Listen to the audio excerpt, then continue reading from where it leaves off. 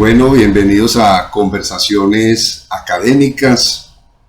Para mí es un gusto decir que es el primer invitado que es un poeta. Entonces, para mí es un honor tener acá el primer poeta en mi programa Conversaciones Académicas. Gracias, James. Un placer y un honor estar en tu programa. Mira, Andrés, voy a hablar un poco, para los que nos están escuchando, de su hoja de vida. Es larguísima. Pero tranquilo, Andrés, que va a quedar ahí en el link del programa.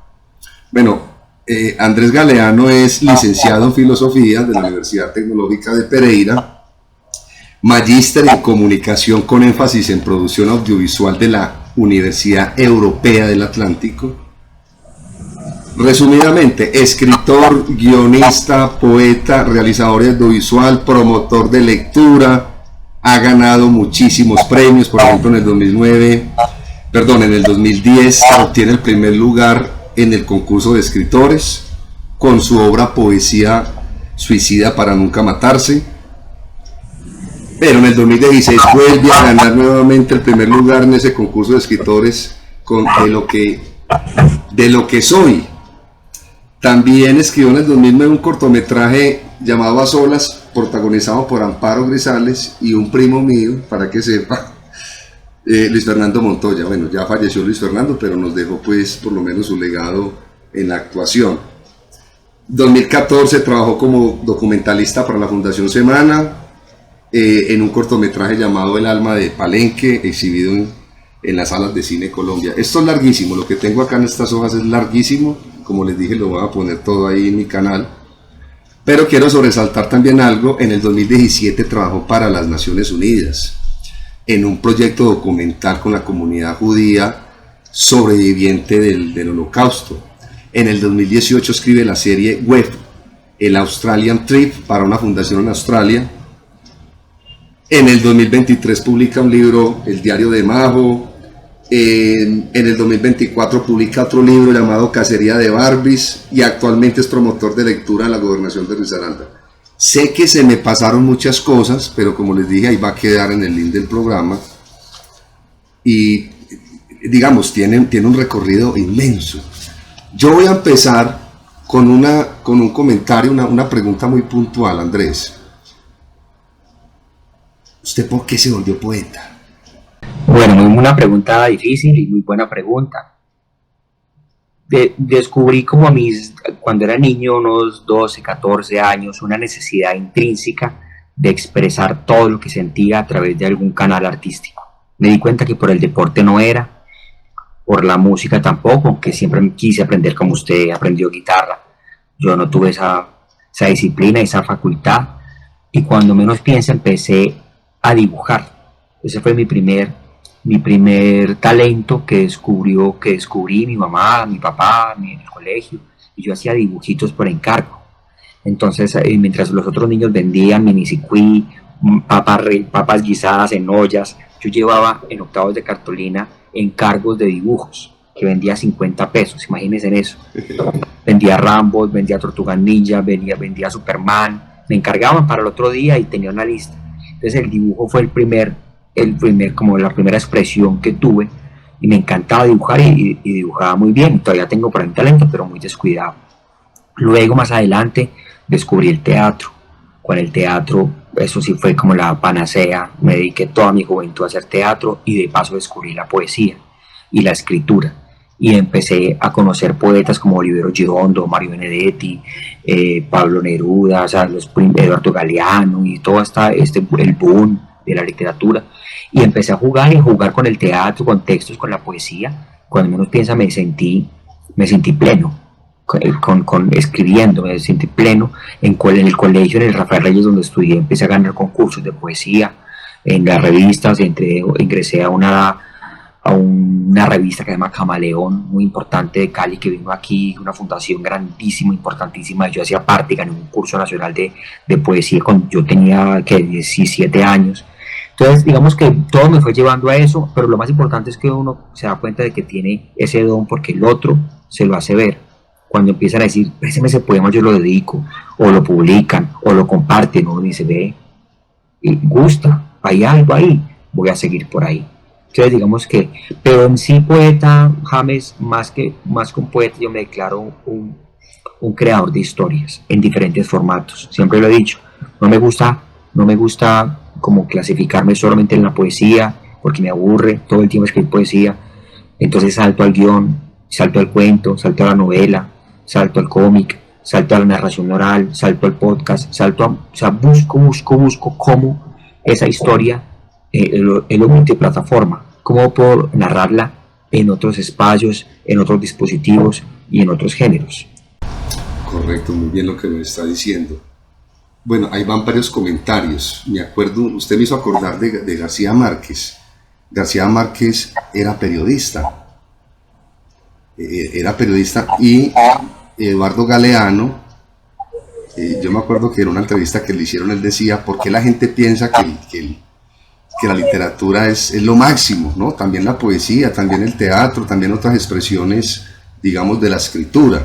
Entonces, cuando usted nos dice acá en el programa que no quiere solamente ser catalogado como poeta, sino como una persona que tiene la escritura en diferentes ámbitos, sea poesía, sea guión, sea cortometraje, pienso que da mayor amplitud en ese sentido.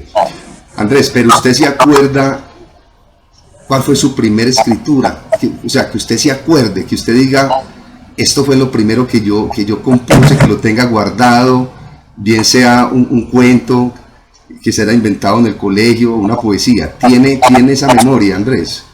La tengo y tuve la fortuna de que años después una editorial y una editora muy importante de Bogotá me escuchó en un recital.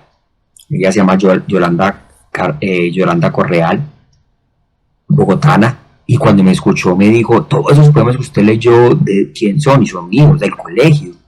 Tome esa tarjeta y lo espero el lunes en la editorial Educar, que es una editorial de las más importantes que había pues hace mucho tiempo y todavía existe. Entonces se atesoraron todos estos poemas, de mis primeros poemas de infancia y de niñez, en esta obra que se llama Besos de Sal, por la editorial Educar, y que la trabajan varios colegios, en el Calazán la trabajan, en otros colegios la trabajan. Entonces acá está el primer poema que escribí en mi vida. Lo voy a leer, es claro. muy corto. Se llama Acné Juvenil y dice así: hoy, antes de acostarme, me apliqué Claracil en la cara para el acné. La semana pasada me había aplicado Merey y la antepasada solo había pedido a Dios que me los quitara. Pero solo hoy he llegado a comprender que la única manera de desaparecer el acné de mi rostro sería arrancándome la adolescencia de mi alma. Hermoso. Y con este poema me gané el primer puesto en la Gaceta Literaria Poética de Bogotá, con una revista, esa revista Camaleón que les dije, en el 1997, y el primer puesto en la revista, y en otra revista, y salió en la tarde, en periódicos. Me volvió famoso este poema. 1997-98. La mayoría de los que me están escuchando no hayan nacido. Recuérdanos el nombre de ese poema que acabaste de leer, Andrés. El poema se llama Acné Juvenil y hace parte del libro Besos de Sal, donde se atesoran todos mis poemas del colegio. Por ejemplo, esto se llama Avioncito de papel. He parqueado mi avioncito de papel frente a tu casa. No sé por qué te escondiste si no te iba a llevar, aunque no lo creas y te parezca gracioso. Mi avioncito de papel solo lleva a quienes saben volar. Muy inspirado en Jairo Aníbal Niño, que tuve la fortuna de conocerlo en esta revista Camaleón. Yo tenía unos 16, 17 años y digamos que fue algo maravilloso. Me gustaría leer el último chiquitico, muy especial para mí. Enfermería. Hoy me dejaste y tuve que correr a enfermería para que nadie me viera llorar. Al llegar con el corazón en la mano, me eché en la camilla con ganas de morir. Pero entonces vi frente a mí a la nueva enfermera del cole y mi corazón volvió a su lugar. Eres una diosa, le dije. Soy solo Mari, me respondió. ¿También me abandonarás, Mari? Nunca, nunca. Hermoso. Pero al fondo lo abandonó. Claro. Me gustó mucho del acné juvenil porque acá estamos conversando, a mí me dio mucho acné Usted dice al final de ese poema, no, es que si me quito la acné, me quito lo que soy, me quito la adolescencia, digamos, me quito parte de nuestra naturaleza humana, digámoslo de esa manera. Vamos a Derrida, que cuando estudiábamos Derrida en la universidad, Claro. que Derrida plantea no tachar, en el tachón que también fuimos. Claro. Y acabo de leer una obra, una novela de una autora española, se llama Agustina Basterrica, la novela de Las Indignadas se llama, y la novela, ella escribe y le pone el tache y sigue adelante, y yo, uff, ¿qué es esto? Derridiano, ¿sí me entiende? Una cosa súper Claro, claro. loca. Sí, porque está mostrando, digamos, se me parece un poco a Montaigne, digamos, no corrijo, sino que añado. Exactamente. Bueno, Andrés, voy a hacerle una pregunta. Yo sé que esta pregunta, los que nos escuchen, esa pregunta es muy difícil, pero quiero saber su percepción. ¿Qué es poesía? ¿Qué es poema? Poema y poesía es lo mismo. ¿Qué es una poesía? ¿Qué es un poema, Andrés?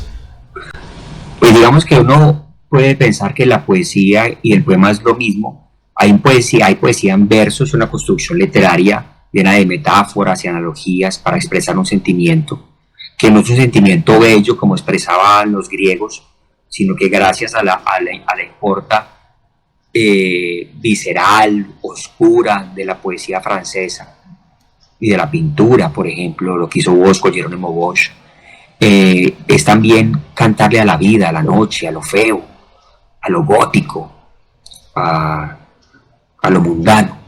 Entonces es una expresión de vida a través de imágenes, de palabras, de analogías, de símiles. Es decir, lo que se quiere decir de una manera encriptada, con símbolos. ¿Sí? Es eso. Pero hay, digamos que ya desde lo técnico, esos dos vertientes, que es un poema en decasílabos, un poema en verso, ¿cierto? Métrico, y hay un poema en prosa libre, ¿cierto? Heredados de esa corriente de Baudelaire, que empiezan a jugar con la prosa libre y llega a una cúspide con Bukowski, que empieza a explorar también Pessoa. Para mí el más grande de todos los poetas es Fernando Pessoa, que tiene ese híbrido como un poeta de mediados del siglo XX, pero que tiene él juega con el verso y la prosa de una manera magistral, ¿cierto? Entonces, ¿qué es la poesía para mí? Es una expresión de vida. Es una expresión de vida y muerte, es una expresión simbólica de una realidad. Incluso cuando hablo de realidad, puede ser una realidad ficticia, porque uno puede expresar un sueño, uno puede expresar un mañana que no ha llegado. Entonces, la pregunta más que difícil es imposible de responder, diría yo. Sí. Bueno, eso es poesía. ¿Y qué diferencia entre poema y poesía? No, la poesía es como el nombre, o sea, es el ejercicio. Correcto. Poesía es el ejercicio, el campo, vamos a hacer un género, poesía, y el poema ya es la construcción de un poema. Es un poema que es tácito, o sea, este es el poema de las cosas de Borges, este es el poema, ¿cierto? El poema ya es una construcción unitaria, diría yo. Unitaria. Hay cuestiones, voy a meterme un poco con el campo de la física, de la medicina. Por ejemplo, cuando hay un premio Nobel de física, el que se gana el premio Nobel de física es porque descubrió algo en la naturaleza. Por ejemplo, un componente, un sistema, una ecuación, algo relacionado con la naturaleza. Se ganó el premio Nobel de física, entonces uno dice premio Nobel de física. Pero cuando hablamos, por ejemplo, de cuando alguien se gana un concurso de poema, o digamos, bueno, porque acá hay cosas distintas también, voy a mezclar cosas, ya ustedes me dirán que me equivoqué. Por ejemplo, cuando dicen también, listo, se ganó el premio al mejor poema en Latinoamérica, supongamos, no sé si habrá un premio al mejor poema en Latinoamérica o en Europa, no sé. Pero sí hay premio Nobel de literatura, ¿cierto? Bueno, digamos que la poesía hace parte de la literatura es como el más amplio, digamos, abarca también la poesía. Pero para mí lo difícil es, y por eso puse la comparación con la física, en la física hay un grupo de expertos que definen, ese se ganó el premio Nobel porque hizo estos aportes, y digamos es más objetivo. Pero si usted fuera jurado, o no sé si creo que lo ha sido, ¿cómo hace uno para determinar ese poema es mejor que el otro y este se ganó el premio de poesía? O este se ganó el premio Nobel de literatura. Que pues más difícil todavía esa pregunta. Aquí extiéndase porque esta pregunta es compleja. No, pero no es tan compleja, es sencilla más. El Nobel de literatura se premia más que todo a una obra, pero a través de una vida. De una vida, es un homenaje de vida, digamos lo que se hace así, un homenaje de vida que ha fracturado y ha tenido sorpresas, como cuando se lo dieron a Bob Dylan, por ejemplo, ¿cierto? Muy, muy chévere, o a Sartre, Sartre fue el que lo rechazó, si no estoy mal. Entonces, digamos, y también es muy político, se habla por ahí, se dice por ahí que a Borges no se le dio el Nobel de literatura. Bueno, no escribía novela porque él decía que que las novelas son siempre rellenos, ¿cierto? Pero su narrativa, los cuentos de Borges y la poesía de Borges merecía un Nobel 1000 veces, pero había una posición política más inclinada a la aristocracia de la época que hizo ruido ahí un poco. En cambio, García Márquez, además de ser perfecto en su escritura, tiene una posición política muy social y toda esta vaina. Entonces, digamos que el Nobel es eso, es como un homenaje a través de una obra, pero toda una vida de un autor. Y cuando vos me decís, sí, la pregunta, pero ¿cómo yo voy a evaluar? Esto es un premio de poesía de lo que soy. Como un sentimiento, ¿cierto? Sentimiento, los poemas son sentimientos. ¿No? Hay alguien que escribe un poema a la madre que falleció, a un amor que se fue. ¿Cómo me va a evaluar usted a mí eso si yo lo siento? ¿Cómo va a decir que es malo eso si yo todavía lo estoy sufriendo? Entonces, digamos que cuando uno ya uno escribe para uno y para el otro. Cuando usted envía su manuscrito a una convocatoria, a un concurso, sea local, nacional e internacional, inmediatamente este libro y esa obra cumple 18 años, como decía Kant, cumple su mayoría de edad, y está a merced de los ojos caníbales de los eruditos, doctores, jurados y críticos, que les importa un bledo el sentimiento y lo que hay detrás de ese poema y de la fuente, sino que van a evaluar la técnica. Una técnica que se puede ver en tres campos, en muchos campos, pero digamos que no hablo de como tres frentes. Primero, en cada poema, digamos que en cada poema o en la unidad del libro como tal, una idea. ¿Cuál es, digamos, un poema o un cuento? ¿Cuál es la idea del cuento? Y cómo desarrolla la idea, o sea, de la idea. Yo me inventé esta idea, esta historia, ¿cierto? La idea, eso ya vale mucho, porque hay ideas muy clichés, en cambio hay ideas muy originales, aunque no hay nada original como tal, pero juega como a inventar cosas sobre lo mismo. Entonces, la idea es una. La estructura narrativa, cómo yo lo cuento, de dónde empiezo, desde el final, desde el principio, o desde la mitad, desde el punto de giro, de cómo organizo, cómo administro esa historia para que sea más seductora y más impactante. Y lo último, que es muy importante, es la lingüística, la semántica, el juego del lenguaje, las palabras, de cómo yo lo llevo al papel. Ahí es donde están esos tres elementos: la idea, la originalidad de la idea, la estructura narrativa de cómo yo lo cuento, de cómo la estructuro, y el lenguaje, la métrica y la metáfora, la imagen. ¿Qué es un poema? Un poema no es sino una construcción llena de imágenes. Bueno, un poema muy corto de esto, que se llama Viólame antes, y que está narrado, lo escribí pensando en una mujer abnegada y que sufre y todo esto. Dice así: esta noche dejo la puerta abierta, espero aparezcas y acabes con todo lo que me arma. Esta noche duermo sin corazón, es lo único que no mereces tocar. Es un poema muy violento, que trabajo con madres, violencia y todo eso, y es como contar la historia de una mujer que el hombre llega borracho, la viola, le pega, y ella le dice: pues usted puede hacerme lo que quiera, pero usted algo ya no puede tocar, mi corazón, es decir, mi dignidad, mi amor, mi lealtad, eso lo perdió. Pero cómo lo cuento y cómo lo narro, Entonces miren la manera de hacerlo. Entonces es difícil. Una cosa es la idea, el sentimiento, la idea que tengo en la cabeza y cómo lo llevo en el papel.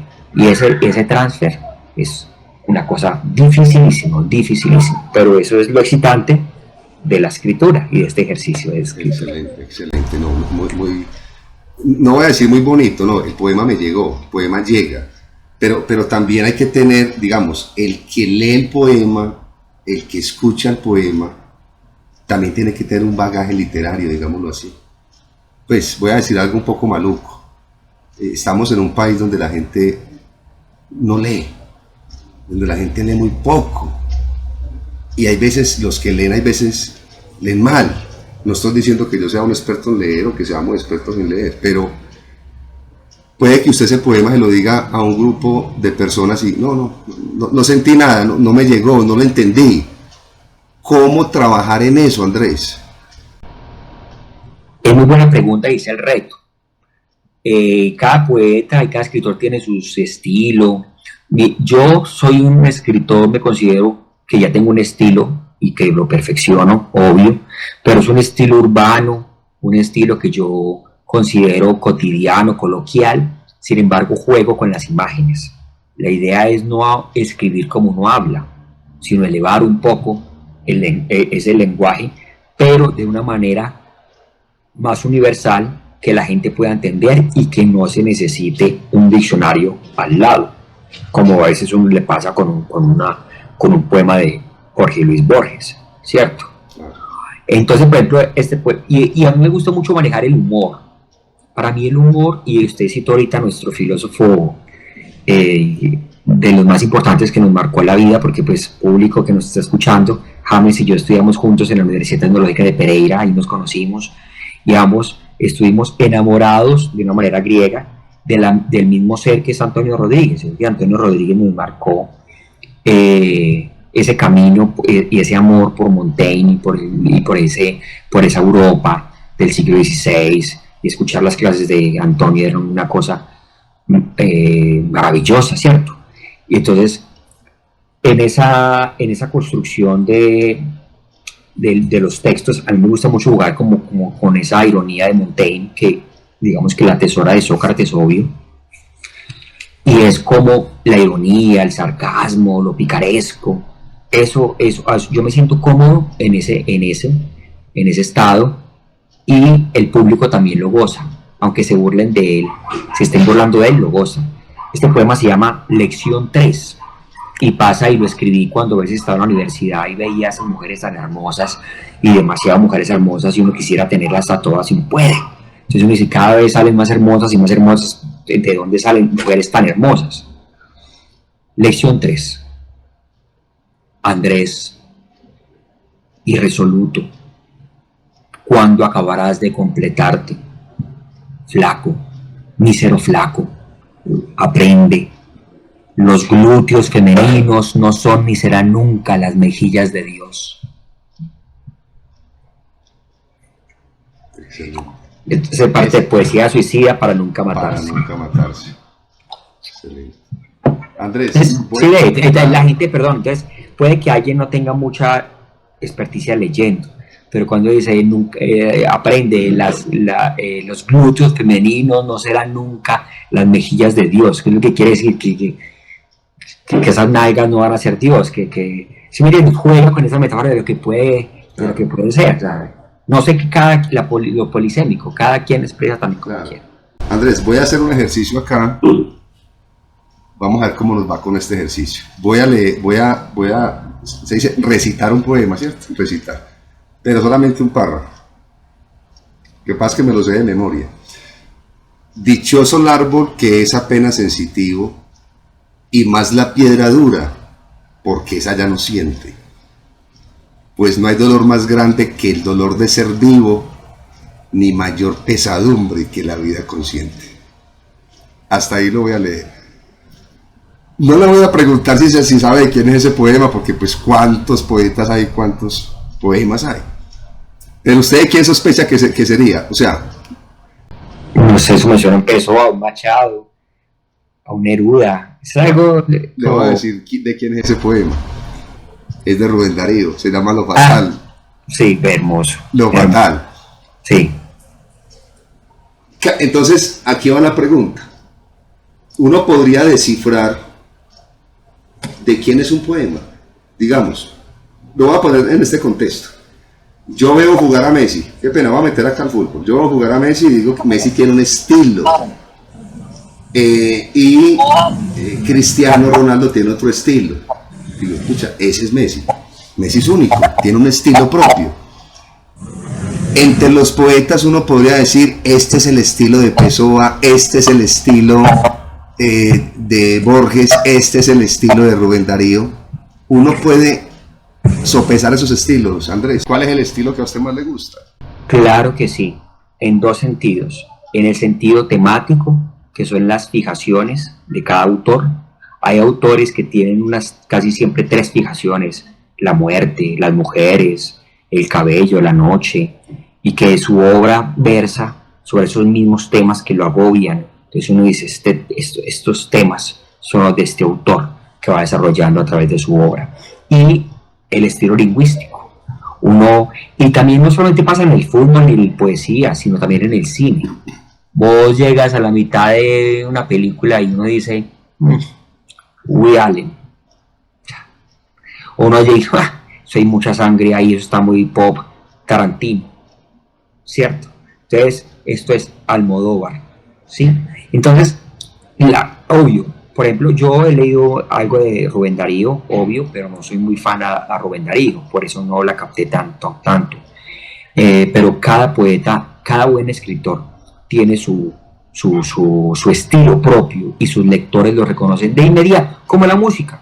Ambos somos rockeros. Solo escuchar el Metallica, claro, Megadeth, Sepultura. Claro. Entonces, el punto es que nosotros estamos, o sea, la misión y la tarea como artistas es desarrollar un estilo propio, tan único que el lector y el espectador nos identifique al leernos. Voy a lanzar acá una afirmación. He leído a Borges, aunque no me acuerdo muy bien de sus poemas, pero sí lo he leído varias veces. Y yo noto en Borges lo siguiente: temas, el infinito, el laberinto, el yo y el ajedrez, y Dios, y la biblioteca, correcto. Ese sería el estilo, o sea, ese sería... Esos serían los ejes temáticos, incluso la vejez. En García Márquez la vejez es importantísimo. Hay una frase de García Márquez en El amor en tiempos del cólera que dice: la vejez es la enfermedad del alma. Y claro, se avecina esa preocupación que tiene de llegar a viejo. Ustedes pasan todos los autores, ¿cierto? Claro. Andrés.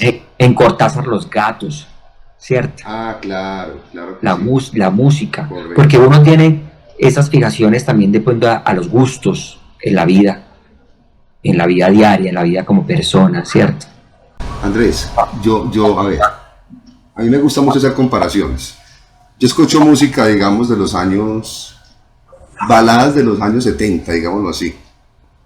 Camilo VI, Rafael, José José, y yo escucho una letra hermosísima, o sea, prácticamente como poesía.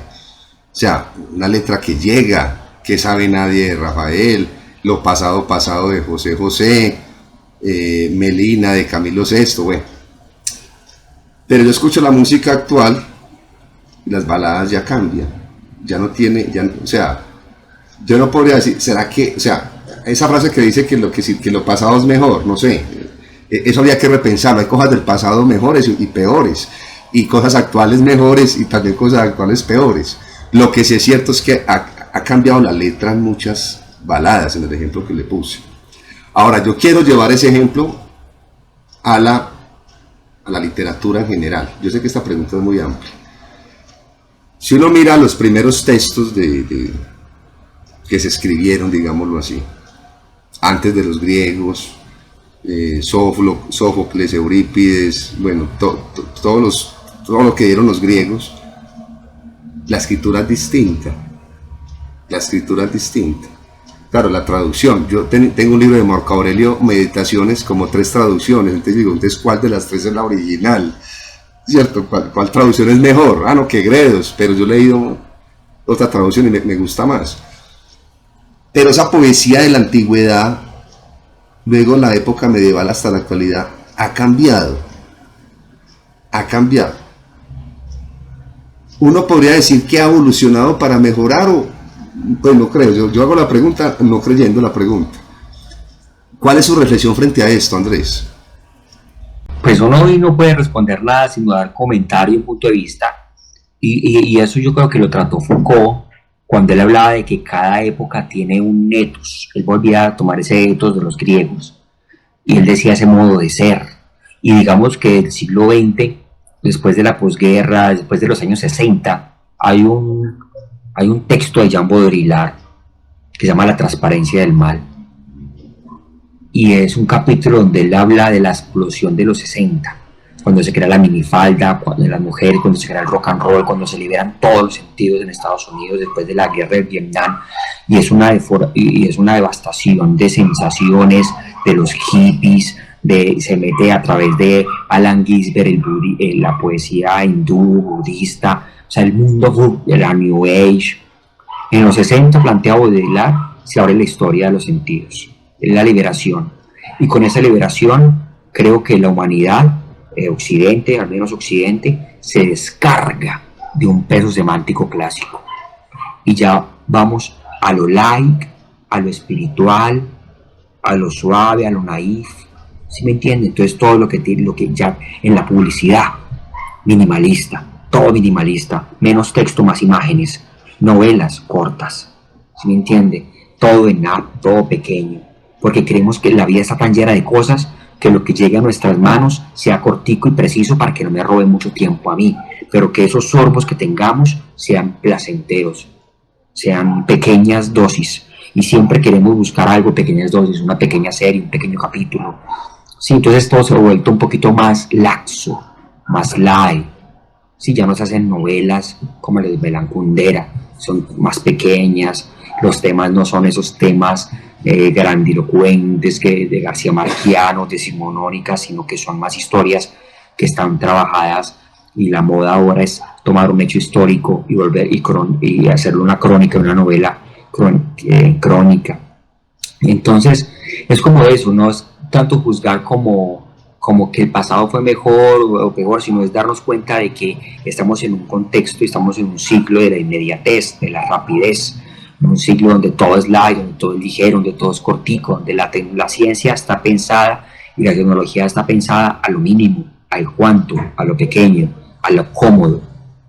Entonces, partiendo de eso, yo creo que eso se rige todas las ciencias y todas las comodidades. Claro. Y ahí aplica para todo, para el arte, para todo. Incluso el arte, yo creo que el arte, ya para terminar esa idea, sí, siendo purista, amando el arte y la pintura, porque me encanta la pintura, el impresionismo, me encanta Kandinsky, me encanta los surrealistas, me encanta Remedios Varo, me encanta Dalí, me encanta Klimt, me encanta todos esos locos, Picasso, todos esos locos, Diego Rivera y todo eso, pero viendo ya lo que están haciendo sus performances en los museos, de un hombre que llega vomitado o hace con una palita de tierra y se queda dormido, y que esos memes donde dicen que había una bolsa de basura y la mujer pregunta si eso es arte o no para botarlo. O sea, hay un punto, Bachelard yo creo que nos hizo bien e hizo un daño también. O sea, hay hasta qué punto es arte, hasta qué punto es no. Qué punto, muy buena pregunta.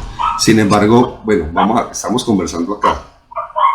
Digamos, los críticos literarios siempre se habla de grandes obras de la literatura. O sea, no va a decir Sófocles, Eurípides, estos grandes literatos griegos. Luego llegamos a la Edad Media, el Decamerón, Boecio, Boccaccio, la Divina Comedia, luego Cervantes. Digamos, hay literatura que realmente esa no va a pasar. ¿O usted qué piensa? ¿O va a pasar dentro? Pues yo considero que eso no va a pasar. No, eso no va a pasar. Los clásicos nunca van a morir, porque los clásicos lo que hacen es crear un universo narrativo. Es decir, un Quijote lo que va a hacer es servir de un universo narrativo para de ahí desplegarse en muchas historias en diferentes formatos del Quijote, un Romeo y Julieta adaptada a estos tiempos, ¿cierto? Entonces esos clásicos pueden volverse películas, series, porque son historias tan bien contadas de una época, tan bien narradas, que van a servir de referente para ramificarse en otros formatos y en otros tiempos, hacerse contextos en obras de teatro, como el cuento de la Caperucita. ¿Cuántas versiones tiene Caperucita? Porque es un clásico. Claro. O sea, que es un clásico, un paradigma, un modelo a seguir. Y lo bueno de nosotros es que podemos coger esos clásicos y venga para acá. Lo voy a hacer, contar acá. Trabajo en la gobernación de Risaralda haciendo promoción de lectura, qué pena ahí la cuña. Llego yo y están trabajando Edipo Rey. Y están trabajando en una obra de teatro, lo que sea yo, porque no adaptamos Edipo Rey a Mistrató, en Mistrató. E hicimos Edipo Rey, que es toda la historia de Edipo Rey, pero en Mistrató, Risaralda. Y eso fue hermoso. Tengo el cortometraje, nos quedó de 10 minutos. Si quieres lo podemos compartir acá en la página para que vean a los niños trabajando. Todo en Mistrató. El borracho del pueblo, el papá de Edipo era el alcalde del pueblo, la indígena esta era una indígena, pues una chica indígena de Mistrató. Eso fue hermoso, hermoso. Entonces nos servimos tomamos esa esencia de esa historia y la convertimos en nuestra. Eso para mí es un clásico. Excelente. Vamos a hacer una pausa acá, pues vamos a seguir con el programa. Quiero que escojan un poema de los últimos que ha escrito y lo leen, y quiero que lo escuchemos. Claro que sí. Quiero leer acá de pronto algo del Príncipe Fallido. Algo del Príncipe Fallido, como para jugar con mis obras. ¿De qué año es este libro? ¿Me recuerda, por favor? Este sí es del 2021. 2021. A ver. Algo del Príncipe Fallido que me gusta. Deliberaciones. Pero espere. Este poema viene con un juego bien chévere. Deliberaciones. Prefiero el infierno que no existe. Prefiero el blues al jazz y que se jodan los puristas. Prefiero a los feos que somos más, a los rojos que somos menos. Prefiero a Odín, a Thor, a Freya y que me excuse la abuela. Elijo el abismo de las dudas. Elijo no estudiar el mundo, recorrerlo. Elijo un hijo hermoso en otra vida. Elijo un trabajo a deshoras y a desdías. Me quedo con el mañana eternal, con el abrazo sincero de mis sobrinos y la luna asqueada por tanta foto. Elijo esperar el tren de Dalí. Elijo suicidarme solo en cuentos. Me quedo con Caicedo, Madiedo y Arango, mi profeta. Me quedo con Carranza, Jatín y su hamaca estelar. Soy el penúltimo en llegar, el que hoy elige y mañana padecerá el peso de su elección. Príncipe Fallido, Príncipe Fallido. Vuelvo a la pregunta de ahora, Andrés. Una pregunta que va a ser un poco espinosa. Si un muchacho lee este poema que acabo de leer, él va a entender cierta parte, pero si no sabe quién es Carranza, ¿cómo va a quedar? Es más chévere. Sí, sí. Porque es un poema intertextual. Entonces dice Caicedo, Carranza, Jatín, lo anota y si es pilo y se le quedó la duda y el gusano del conocimiento, se va a Google y pone poesía de Jatín y empieza a encontrar el poema Conjuro. Los habitantes de mi aldea dicen que soy un hombre despreciable y peligroso y no se equivocan. Despreciable y peligroso. Eso ha hecho a mí la poesía y el amor. Pero no se preocupen, señores habitantes, que solo a mí suelo hacer daño. Y cuando el chico ya le hace poema, ya va a quedar... Claro, ya le va a encontrar más sentido. Enfermo de poesía. Claro. Andrés, usted ha trabajado también mucho tema de guiones, series que han llegado pues a televisión, al cine. Bueno, guión, quedémonos con guión. Y sigamos también con la poesía. Digamos, ¿cómo es que usted se denomina un creador de historia? Un creador de historia, listo. Pero en este momento a ese creador de historias le está llegando una competencia, que es ChatGPT. que es la IA, no solamente la ChatGPT es una partecita mínima. Entonces yo puedo poner ahí, hágame el favor y voy a dar las siguientes palabras clave: calle, Pereira, bala, prostitución, éxito, dinero. Ármeme con estas palabras un guión, por favor, para una película. Y el ChatGPT se lo hace en 5 minutos el guión y usted quedó aterrado. Le dio las palabras claves para que le haga un guión. Y hasta usted le puede decir, hágame un guión para una película de 1 hora, o para un cortometraje de 10 minutos. O hágame este poema con estas palabras claves: ajedrez, incertidumbre. Bueno,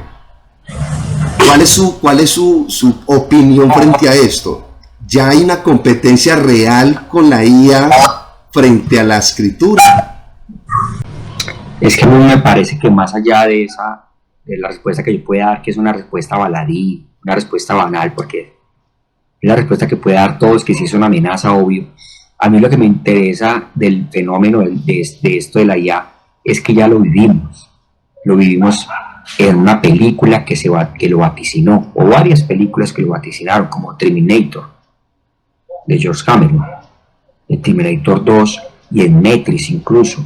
En todo lo que es Matrix hay una película animada que casi nadie conoce, que se llama Animatrix.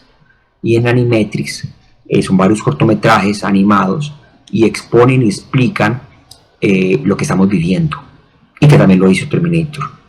Es tal cual, es una etapa en que empiezan unas grandes corporaciones a crear inteligencia artificial para llegar a ser androides. Ya Sofía y los pocos androides que hay, en unos 10 años ya van a haber varios trabajando en una fábrica, y luego los primeros como el primer comando militar.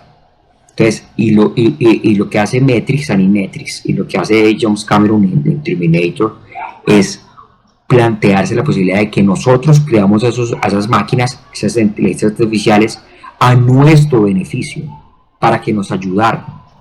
Pero estamos creando el monstruo que nos va a acabar. Estamos creando nuestro asesino. Estamos creando, sin saberlo, nuestro verdugo. Porque nosotros somos el señor Víctor Frankenstein. Estamos creando ese monstruo. Y cuando menos piensa, se va a salir de las manos. En Animatrix, lo que ellos plantean es que los androides son mayordomos de nosotros, pero los humanos los explotan, los violan, le pegan, son como mascotas, hasta que un androide, invito a que vean Animatrix, que están por ahí en la web, un androide asesina a su amo, y eso es la conmoción mundial.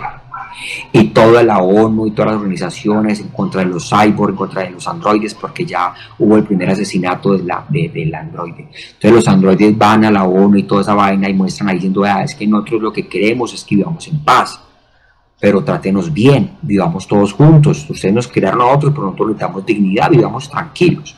Y los humanos dicen no, en su arrogancia dicen no, a la mierda, y queman el cielo para quitarles la energía, y empiezan a destruirlos, y es ahí donde la máquina se arma y empieza a destruir a los humanos, y la máquina siempre va a superar a los humanos y acaba con los humanos, pero queda un núcleo de resistencia que en Terminator es Joe Connor como en la resistencia, y en Matrix es Sion, que Sion es una alusión a los judíos sionistas.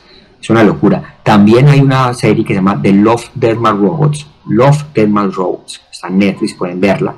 Donde en los episodios de los 3 robots, se llama 3 robots, también se cuenta lo mismo. Pero ya los robots son los que sobreviven, ya no hay humanos. Ya no hay humanos, solo quedaron los gatos y los robots. Y cuentan esa historia. Entonces, no le respondí a su pregunta, pero le planteé esa posibilidad de la distopía, de que estamos viviendo algo que ya se dijo y vamos para allá, vamos a la destrucción del humano. Hay en varias novelas que estoy leyendo, vuelvo a citar a Agustina Basterrica con esta obra que se llama Las Indignas, donde hablan de la hora cero, el apagón total. No sé si James ha escuchado por ahí esa vaina del apagón total. También está en una serie como el 3%, una serie en Netflix brasilera de distopía, ciencia ficción, y muchas hablan de un día en que la energía eléctrica va a morir, y se acaba el internet y se acaba todo, y desde ahí es un apagón total, tan total, que volvemos a las cavernas y a la tribu, donde va a reinar es la ley del más fuerte, bueno, The Walking Dead, pero no es el zombies, sino ya es la sobrevivencia de los hombres. Claro. Entonces mire la locura. Y yo le hago la pregunta porque yo no sé si esto ya pasó, lo he investigado, no lo he investigado la verdad, pero digamos que llegara a pasar que alguien se ganó un premio Nobel de literatura, listo, y luego el premio Nobel diga, no, les va a decir la verdad, gracias por ganar, gracias por nombrarme el ganador, pero les va a decir la verdad, esto lo hizo una IA. ¿Cómo quedan todos los jurados? No, ya pasó en Japón. ¿Ya pasó eso? Sí, en Japón. Claro, ¿cómo quedan los jurados? Nobel de literatura fue un concurso muy importante donde ganó una chica, una mujer, y ella confesó que lo había hecho a través de la inteligencia. Claro. ¿Cómo distinguir ya un poema? Ese poema lo hizo un ser humano, lo hizo una IA, y ese ganó el concurso de poesía. No, es imposible. Pero yo, por ejemplo, yo en mis novelas y algo, yo utilizo son herramientas. Yo he utilizado el ChatGPT como herramientas que tiene el ChatGPT y mucha información rápida. Entonces, necesito saber una fecha, necesito saber el nombre de una canción, necesito saber algo mecánico y lo escribo, me lo dice rápido y me ahorra tiempo de investigación en Google. O sea, me ahorra tiempo de investigar. Claro, como una herramienta. Es una herramienta de ayuda, pero es una herramienta de ayuda que está tomando forma. Somos el Víctor Frankenstein y estamos creando ese monstruo que nos va a acabar. Entonces, cuando llegue a tener autoconciencia propia, y cuando tenga el poder de mentir, el poder de jugar con ¿cuál es la capacidad del hombre? Y eso lo plantea Cioran. La riqueza del hombre es la contradicción y la astucia de mentir, de engañar, mentir con las palabras, con los actos, arrepentirnos. Somos esa contradicción, esa dicotomía entre lo eros y lo tanático, entre lo apolíneo y lo dionisiaco, cuando la inteligencia artificial, que todavía es como muy única, pero tenga esa tridimensionalidad que tiene el humano, es el fin, hermano. Apague y vámonos. Pero me acuerdo un poco con lo que dijo hace un rato cuando empezamos el programa. Digamos que hay ayudas de ayudas. Digamos, si yo le pregunto a la inteligencia artificial, colabóreme, claro, es distinto, colabóreme con una fecha o lo que usted decía ahora, pero digamos que yo le digo, colabóreme con un cortometraje, pues yo lo voy a escribir, pero él me colabora. Digamos, deme una idea de un cortometraje que tenga una idea original, que tenga un título original. Ahí es una ayuda grandísima, Andrés. Sí, pero pues ahí sí ya estamos, digamos que para nuestro campo es tenaz, pero dígame el campo del diseño gráfico. O sea, que hay herramientas y ya necesito una pintura sobre una montaña, que caiga una cascada y se la hace. Entonces, eso, ¿qué implica eso? Que ya las agencias literarias no van a seguir contratando al ilustrador para ahorrarse esa plata y lo van a hacer a través de... Entonces, ¿cuántos desempleos van a quedar? Y el reto es cada uno, amo esto, entonces yo voy a hacer cada vez mejor para poder ganarle a una máquina que es gratis. Claro. Andrés, para los que de pronto no somos expertos en poesía, yo he leído, como le dije, he leído Rubén Darío, Bukowski, Pessoa, los he leído, pero no soy pues experto en ellos. Desde su parte, esto es muy subjetivo. Nómbrenos para usted los mejores poetas, que usted diga, estos poetas son para mí fundamentales. ¿Cuál sería esa lista que usted tendría ahí, Andrés? Pues este es para mí el más grande de todos, que es Fernando Pessoa. Fernando Pessoa es portugués del siglo XX. Fue un hombre que su obra es un poema y es poesía como tal, porque incluso él tuvo heterónimos, tuvo muchas personalidades y escribía libros bajo otros nombres. Entonces es una cosa muy loca. Otro elemento importantísimo es que él no vio su fama. Cuando murió, encontraron en su libro, en su baúl, un libro llamado El libro del desasosiego, que son ensayos hermosos, encriptados, oscuros, y toda su obra fue póstuma. Entonces un un hombre que trabajaba como en un archivo, como una vaina muy, un funcionario público X, pero lo que escribió, lo que dejó, la locura de tener varias personalidades y escribir cada obra bajo un sello distinto, una personalidad distinta, eso es una cosa Pero impresionante. está comprobado que esas personalidades es él. Sí, es él. Sí, es él. Es él. Y él llegaba es que hasta un puerto y ahí llegaba a un puerto, se iba a un lugar. ¿Cuáles son sus temáticas? El man es panteísta, es uno de los grandes defensores de esa teogonía, digámoslo así, el panteísmo de Dios es todo, la naturaleza. Pero él tenía algo muy específico con la naturaleza, un panteísta que veía a Dios en todas las cosas de la naturaleza y hacía como un énfasis en el misterio de las cosas imposible al radar humano. Voy a leer una frasecita de él para que cuente más o menos, sobre todo cuando escribió pues en esa época muy poco clásico, él fluctúa entre el verso y lo moderno, pero me parece que es una cosa ahí. A usted le va a gustar esto mucho porque usted es también un poco clásico, mi amigo. Sí, un poco a Pessoa y me ha gustado. Teme el bruto a la muerte porque vive, y el hombre que a la muerte desconoce. Tan solo a mí me es dado con horror temerla, pues conozco enteramente su extensión y misterio por medir el infinito de su oscuridad. Algunos tienen y es sufrir la duda. ¿Hay Dios o no? ¿Existe el alma o no? Mas yo no dudo, ignoro. Y si el horror de dudar es tan grande, el de ignorar ni entre los pensamientos tiene nombre. Solo una cosa me apavora a todas las horas y ahora, es que veré a la muerte frente a frente, inevitablemente. Ah, este horror yo no lo sé expresar. No poder huir de él, ni poderlo olvidar. Que el tiempo cese, que sea para siempre este momento, que nunca me aproxime a ese horror que mata el pensamiento. Andrés, el tiempo se nos va rapidito, ya llevamos casi una hora. Casi una hora y usted me dijo que es que da 45 minutos y yo no he comido. Tranquilo. Oiga, pero uno se alimenta de las palabras y, claro. Y ojalá que guste este programa y que la gente se motive por la poesía, por la filosofía. Yo no me arrepiento de haber estudiado filosofía, aunque el mejor significado que yo he escuchado de la filosofía, la mejor definición que he escuchado de la filosofía no la tiene ni Platón, ni Aristóteles, ni Nietzsche, ni Kant, ni nadie. La tiene Ambrose Bierce, es en el diccionario del diablo. ¿Lo he leído? El diccionario del diablo. No. Súper recomendado, es un diccionario maldito de palabras. En filosofía, 2 puntos. Camino con muchos atajos que conduce de ninguna parte a la nada. Andrés, denos lo último ya, una reflexión. Bueno, yo podría decir que para todo tipo de personas, pero hagámoslo para los jóvenes. ¿Cómo invitarlos a leer? ¿Cómo invitarlos a explorar? Hay veces, hay estudiantes que usted por mucho que los motiven no leen. ¿Cómo le llega a usted un estudiante, digamos, en esos talleres que usted hace? Denos una reflexión final, Andrés, sobre este tema.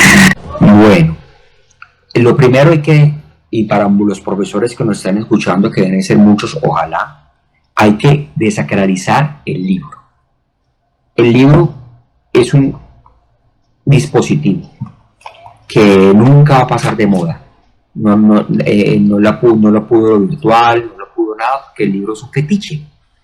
O leerlo, rayarlo, llevarlo, es una extensión, dedicarlo, el libro. Es un dispositivo, pero es un dispositivo que atesora una historia. Pero hace un dispositivo del siglo... ¿Desde qué siglo empieza a editarse los libros? Pues la imprenta del siglo XVI, pero ya libros como tal, me imagino que siglo XIX, siglo XX, o sea, es viejo, es clásico, ¿cierto? Llegar a un joven nativo digital que ya está con el TikTok, que ya está con sus juegos virtuales, que está en eso, llegarle con un libro, eso es llegarle como si nos llegaran a nosotros con, pues, no sé, una vaina y la prehistoria, ¿cierto? Entonces, eso aburre, solamente el hecho de estar sentado escuchando aburre. Entonces, ¿cuál es el tip que yo manejo en la promoción de lectura para seducir a los nenes, por ejemplo, es que yo primero voy desde el oral. Yo cuento la historia, les cuento un chisme sobre Edipo, ¿cierto? Imagínense que este Edipo, o sobre Hamlet, y les cuento una historia como si fuera el vecino que le pasó eso, como si fuera uno el que le pasó eso. Entonces, cuando yo las tengo captado desde la narración oral, desde el cuento, desde, ay, yo quiero saber, ¿usted quiere saber qué pasó con Hamlet? ¿Qué hizo? ¿Quieren saber si de pronto Hamlet vengó al papá matando al tío o se hizo el bobo para terminar siendo el rey? ¿Quieren saberlo? Le damos esta partecita y verá que acá no lo dice.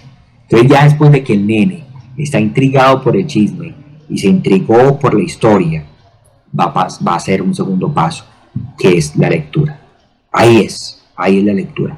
Y la lectura que sea poquita, que sea en medidas. Cuando usted empieza a tomar algo, usted no le llega a la chica y le invita un trago, usted no le va a dar una botella, no, un chocito, poco a poco, graduantes, empezar desde lo poco. Sí, con poquitas, que el mismo niño vaya encontrando ese placer. Otro tips también, uno a veces impone, no, es que tiene que ser este cuento de García Márquez, el abogado más bello del mundo, la Cándida Eden Díaz y Bola Desalmada, el viejo con las alas muy grandes, esas son, pero mira que al niño le gusta las historias sobre zombies, sobre vampiros, le gustan las historias de la naturaleza, de los animales. Entonces empezás también a captar cuáles son esos motivos, esas fijaciones, esos gustos, y buscarle algo afín a eso. No imponérselo, sino tratar de... ¿Qué pasa? Que cuando vos tenés un grupo de 40 personas, eso es casi imposible llegar a eso. Pero se hacen club de lecturas, se hacen grupos pequeños, uno empieza a detectar ciertas cosas y ahí empieza como a jugar con eso. Bueno, estimados todos los que nos van a seguir acá en el canal, estoy muy agradecido con mi amigo, compañero de estudio en filosofía, Andrés Galeano, como lo dije al principio del programa, el primer poeta que tengo en el programa. Viene ya un recorrido y yo sé que va a seguir ese recorrido, porque yo creo que ya si entró a la escritura ya no se va a salir de ahí, eso ya está en su alma y en su corazón, digámoslo de esa manera.